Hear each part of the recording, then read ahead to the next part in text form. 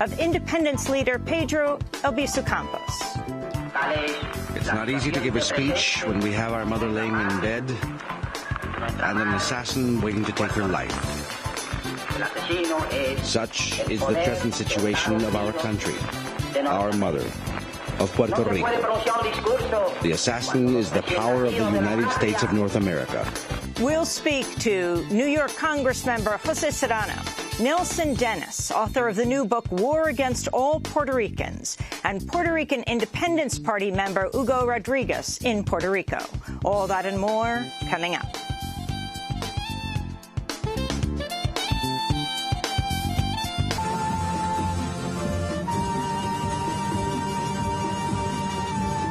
This is Democracy Now!, democracynow.org, The War and Peace Report. I'm Amy Goodman with Juan Gonzalez.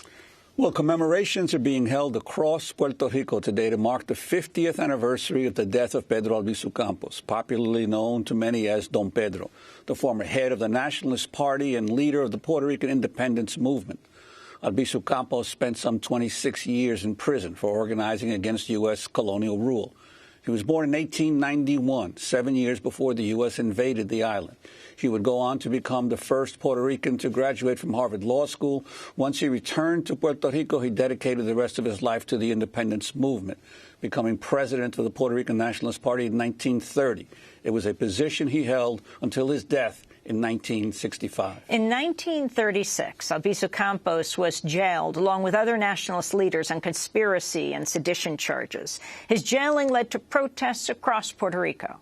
On Palm Sunday, March 21, 1937, police shot and killed 21 Puerto Ricans and wounded over 200 others, taking part in a peaceful march to protest Albizu Campos's imprisonment.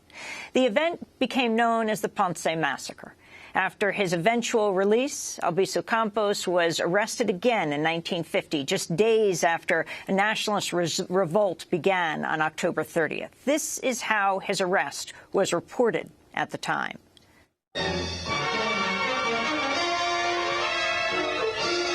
Puerto Rico rounds up its nationalist fanatics following the wounding of 5 U.S. congressmen. Ringleader of the group, Pedro Campos, is subdued after a 2-hour gun battle with police, which ended when his barricaded hideout was the target for a tear gas barrage. In all, 37 of the party are arrested.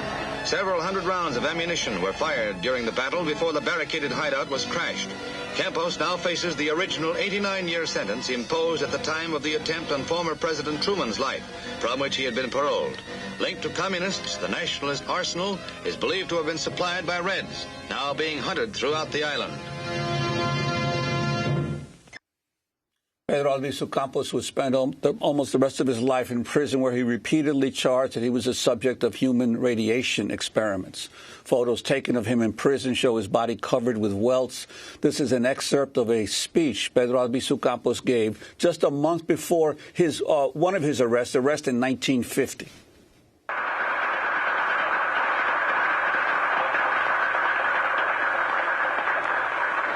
Señor Presidente de la Junta Municipal de Lares, damas y caballeros, no es fácil pronunciar un discurso cuando tenemos la madre tendida. Mr. President of the Lares Municipal Council, ladies and gentlemen, it's not easy to give a speech when we have our mother laying in bed and an assassin waiting to take her life.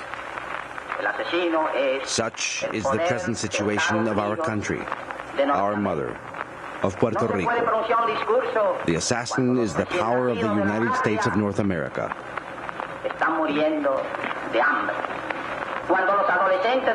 One cannot give a speech while the newborn of our country are dying of hunger, while the adolescents of our homeland are being poisoned with the worst virus of them all, the virus of slavery, when the adults of our homeland must leave their hometown of Lares in fear, and they don't even have exit to countries other than the enemy power that binds us. They must go to the United States to be the slaves of the economic powers, of the tyrants of our country. They're the slaves who go to Michigan out of need, to be scorned and outraged and kicked. When one cannot easily give a speech, when this tyrant has the power to tear the sons right out of the hearts of Puerto Rican mothers, to send to Korea or into hell, to kill, to be the murderers of innocent Koreans, or to die covering a front for the Yankee enemies of our country,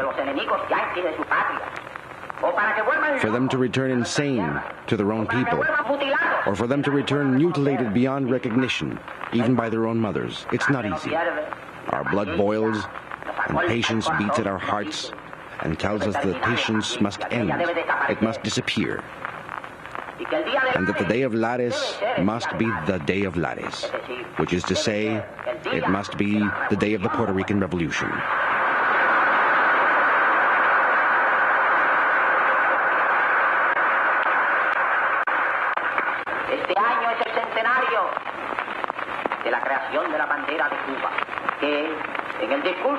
This year is the 100th anniversary of the creation of the Cuban flag. And in the beautiful, deeply profound speech our illustrious Secretary General made in homage to the flag of Cuba, he compared it and called it the womb of our own flag.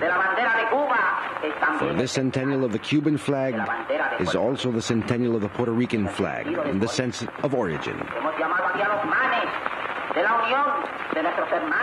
We have called together here those who want the union of our brothers, of our Latin American brothers, and very specially the Cubans, all the people of the Antilles, the Haitians, the Dominicans.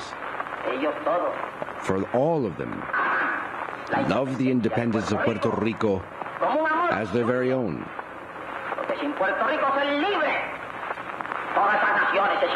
Because as long as Puerto Rico is not free, every single one of those nations feels mutilated. That was Puerto Rican independence leader Pedro Albizu Campos speaking in 1950, shortly before he was arrested. He died 50 years ago today, on April 21st, 1965. We're joined here in New York by Jose Serrano, Democratic congressman from New York, who successfully pushed the FBI to declassify records regarding the Bureau's activities targeting independence activists. He was born in Mayagüez, Puerto Rico. Also here in New York, Nelson Dennis is author of a new book, War Against All Puerto Ricans, Revolution and Terror in America's Colony. He's the former New York State Assemblyman and former editorial director of El Diario, the largest Spanish-language newspaper here in New York City. And joining us from San Juan, Puerto Rico, Hugo Rodriguez, Undersecretary of Relations with North America for the Puerto Rican Independence Party. He's joining us via Democracy Now! Video stream from the party's headquarters. We welcome you all to Democracy Now! Let's start off with Congressmember Serrano, why you feel Pedro Albizu Campos is so important, not only for Puerto Ricans, but for people throughout this country. Well, because it's a historical situation. First of all, you know, one of the things I hear in Congress a lot is we can't resolve the status of Puerto Rico until Puerto Ricans decide what they want. Well, no, they didn't invade us. We invaded them. And in my case, we invaded them. It gets very complicated since I was born there. Now I'm a member of the U.S. Congress. So, but part of me invaded the other part of me, I guess. And Pedro Albizu Campos was a man who stood up for what he believed was right and what a lot of Puerto Ricans felt was right. If not necessarily, and this is a tricky thing to say, if not necessarily outright independence, then outright respect and outright dignity and understanding that we're a colony. And I believe that a lot of people who may not support independence act and demand from Washington based on his desire to act and demand from Washington. He asks for independence. Others ask for statehood. Others ask for an enhanced Commonwealth. But I think it all stems from the fact that there was this Puerto Rican who dared challenge the system. So now it's easier to challenge Washington because he dared do it such a long time ago. And so I, as a person who came here when I was very young, grew up in New York, living in a state, being born in Puerto Rico, I have the highest respect for him, and I've said it forever. And some people criticize you for that, but he stood up when people would not stand up, and he paid a big price. We're still trying to find out. When we got those FBI files, and Juan Gonzalez was the first person I called to look at the files, because I don't know how to read that kind of stuff. He does. You know, we found a lot of things we didn't know. And there's still things we don't know. We don't know how much he was tortured in prison. We don't know other people that were killed during that period of time.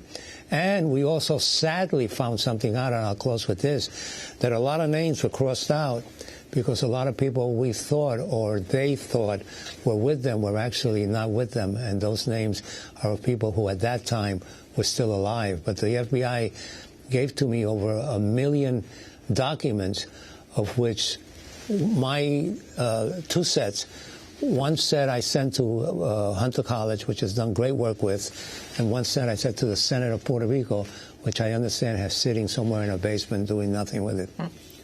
Congressman Serrano, I'd like to ask you about how those files got released. If you could tell the story, you were at the time were the head of the House committee that oversaw the FBI budget. Exactly how did you come upon those files? Well, I was a member of the Appropriations Committee, and I was what's called a ranking member. I was the top Democrat. We were not in the majority, so the Republican was the chairman.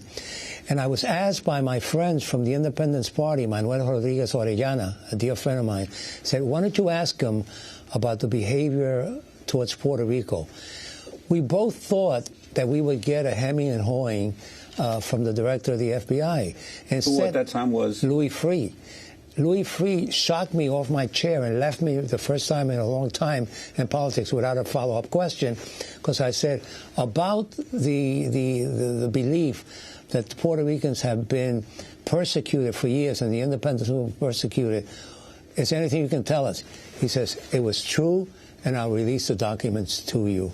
And that shocked me. And that started that whole thing that led to your investigation, to your reporting.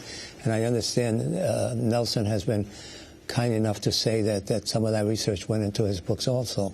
Nelson Dennis, for people who don't know who Pedro Albizu Campos is, can you give us a thumbnail sketch of his life?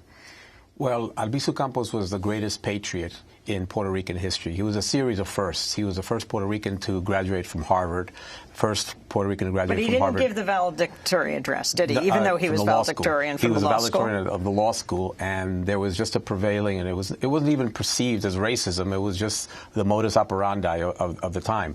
It was just almost considered a given that we're not going to have a person of color delivering the valedictorian speech. And so that was sort of a defining moment for him when he could see, basically how things were run. He refused all sorts of corporate sinecures and very, very elegant offers to open up a one-man office in Ponce. He basically practiced poverty law, but he also became the head of the Nationalist Party.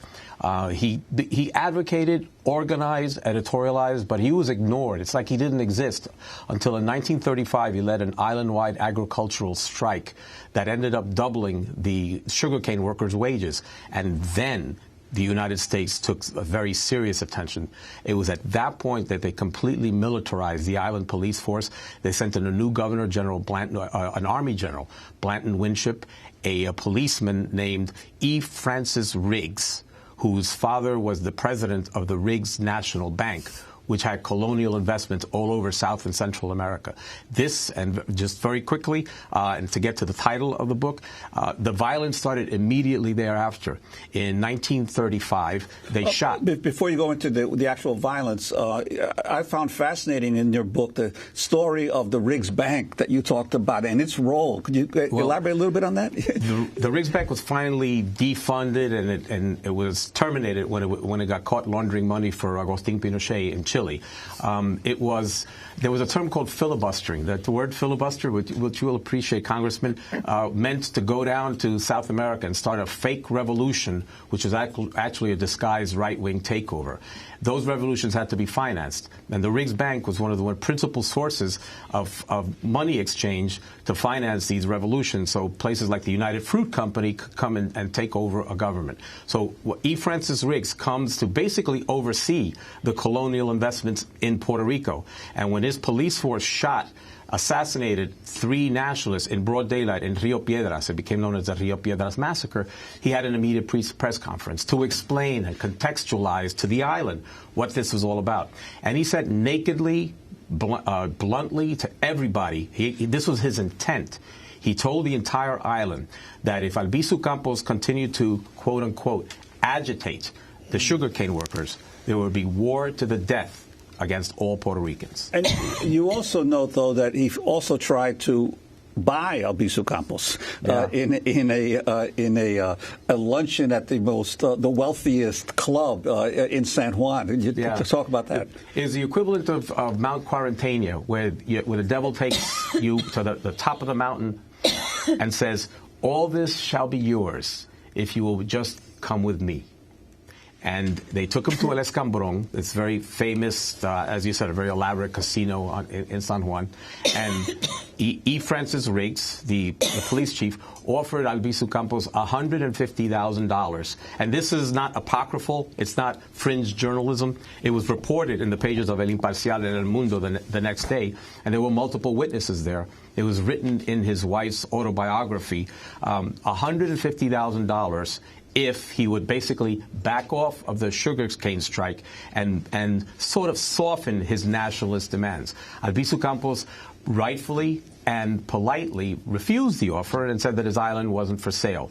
That offer was repeated to Luis Muñoz Marin, and he took it. He became the governor of Puerto Rico. You know, Joe Serrano? Just very briefly, when we looked at those documents that you looked at with me, the first page is unique and shows the sickness of the people that were dealing with at the FBI at that time. It's a gentleman whose name I forget, writing to Herbert Hoover and saying, keep an eye on Albizu Campos. This man speaks many languages. He's very intelligent. He could win the next election. He was he knows about Army intelligence. In other words, if you take all that today and present it for a candidate running for president, he'll get elected. So the first question is, so where was the problem? The problem obviously was that he was intelligent enough to alert people. And that was considered making trouble when, in fact, they were simply alerting people to the suffering and the mistreatment of Puerto Rico as a colony. Well, we're also joined by Hugo Rodriguez in Puerto Rico, of the Puerto Rican Independence Party. Now, Albizu Campos is generally regarded as a terrorist in the United States, and the war of the nationalists for independence is considered part of the terrorist movement here in the United States. But yet, you've got a high school in Toa Baja, named after Albizu Campos. You have an elementary school in Ponce, named after Albizu Campos. You got a high school in Chicago, named after Albizu Campos. You have a middle school right here in New York City, named after Albizu Campos. You have a public housing project in the Lower East Side, named after Albizu Campos. What is the significance of Campos still, of Albizu on the island? Yes, Pedro Albizu Campos is very important in Puerto Rico because Pedro Albizu Campos gave us back our words for the identity. Remember that when the United States invaded us, they tried to colonize us not only through the economics, but as well in the education process. They tried to praise all North American values and to erase all Puerto Rican and Spanish inheritance from us. They tried to take our Spanish language. And in that point in time, Don Pedro Albizu Campos gave us back that pride of being a different identity, of being a different nationality.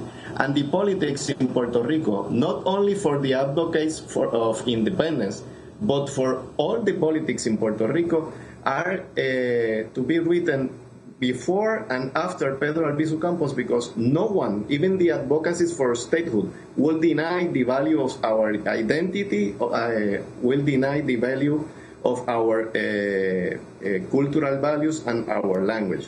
And that is one of the most important contributions that Pedro Albizu Campos did to Puerto Rico. I believe it is important as well that in order to understand Pedro Albizu Campos and those characterizations of terrorism that have surrounded some media around him, you have to understand the time in which he lived. The 1950 event, the insurrection of 1950, and the attack to the Congress in 1954 was in the context of the establishment in that decade of the Estado Libre Asociado.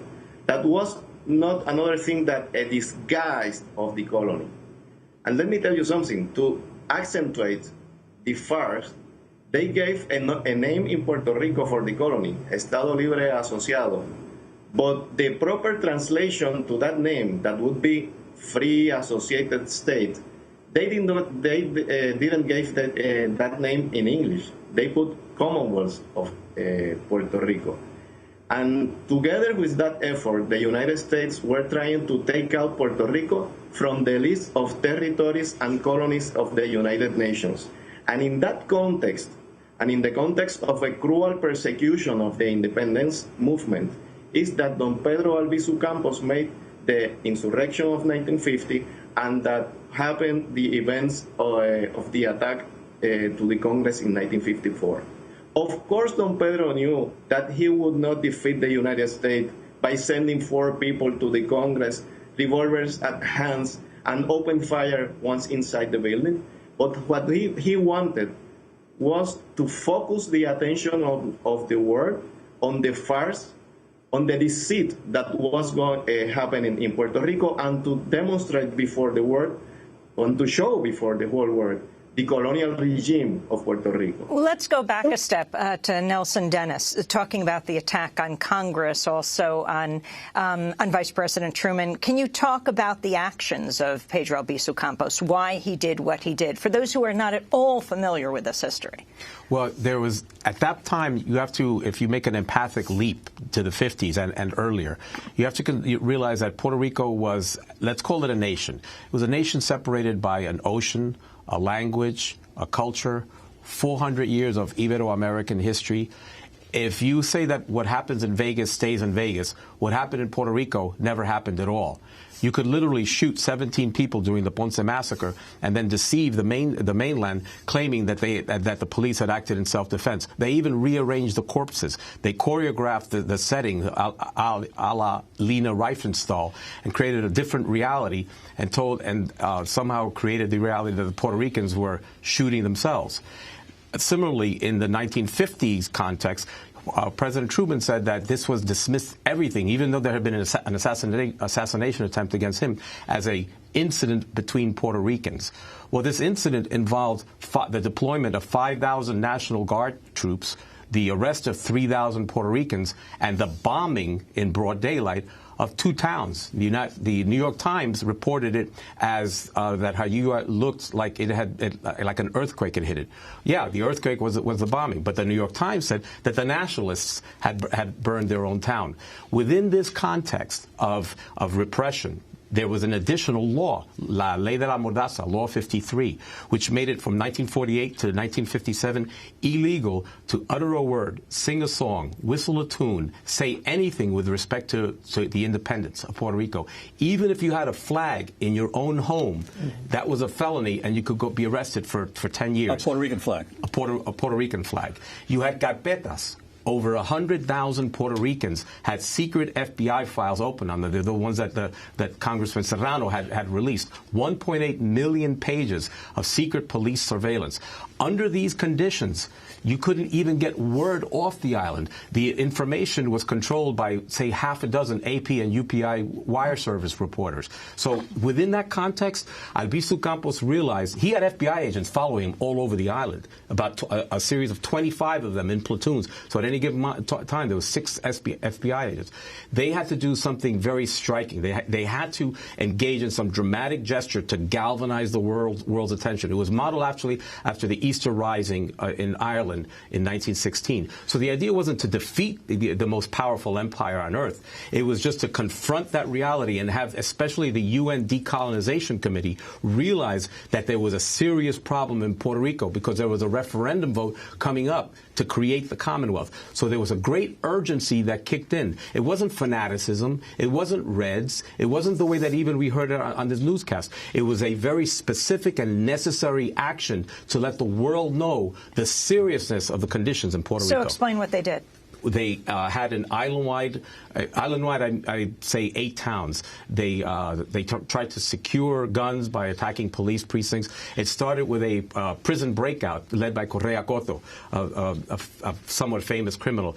As the police were then chasing these fugitives, 110 fugitives around the island, they attacked in these 8 towns, particularly in Utuado and Jayuya. The idea was to attack the police precincts and then retreat to Utuado, which is a very central centrally located town, nestled in some mountains, and hold out for a period of a week or two so that they could get word out during that period of time to the world. It was more of a symbolic act. It wasn't really a military act. So the point was to get that word out, and it was for that reason that the United States suppressed it immediately. The reprisals were across the board. 3,000 Puerto Ricans were arrested. 2 towns were bombed in broad daylight, and the only word that you heard in the United States was that there were these fanatics in Puerto Rico, and that it was an incident between these fanatics. Well, not only that, but that was in that context that the attack of the nationalists on Blair House occurred. It was during that same uprising. And what happened there? The Blair House attack. When Oscar Collazo and Griselio Torres Sola, two nationalists, because communication had been cut from the island to the United States about what was happening, they figured they would go to Washington and attempt to assassinate President Truman, who at that time was staying at the Blair House because the White House was under reconstruction, and they had a shootout right outside of the Blair House with a couple and actually killed one officer and wounded another. Yeah, the ironic context of this is that George Orwell's 1984 had been published just in 1949, and it was a huge best-selling hit in both the United States and Great Britain in 1949. And yet, in 1950, we have this Orwellian circumstance in Puerto Rico where you have this island-wide revolution, and you have President Truman napping in his underwear up in Washington, and people try and shoot him, and yet they dismiss it as an incident between Puerto Ricans, as if nothing nothing was wrong in Puerto Rico. It was an Orwellian situation on the island, and people didn't even realize it. We are talking about Pedro Albizu Campos. It is the 50th anniversary of his death today. This is Democracy Now! We'll be back in a minute.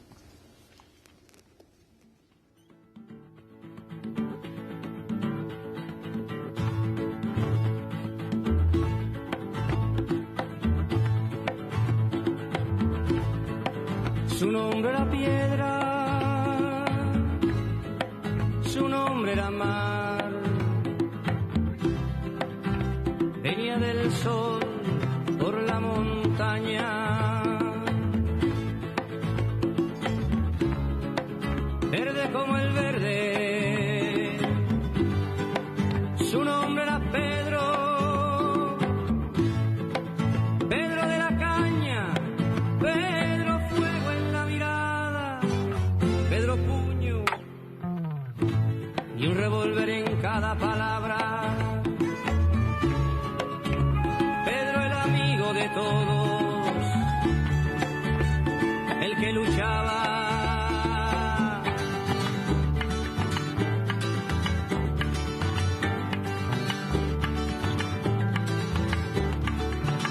Un día lo enterraron a ver si lo callaban, le pusieron cadenas, lo mataron de hambre y no callaba. Roy Brown's Canción a Pedro, that song for Pedro. That's right, song for the Puerto Rican independence leader, Don Pedro, who is being honored today throughout Puerto Rico and other places in the United States. Our guests are Nelson Dennis, a new book, War Against All Puerto Ricans.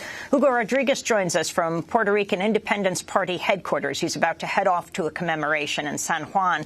And we're joined by New York Congressmember Jose Serrano. I'm Amy Goodman with Juan Gonzalez.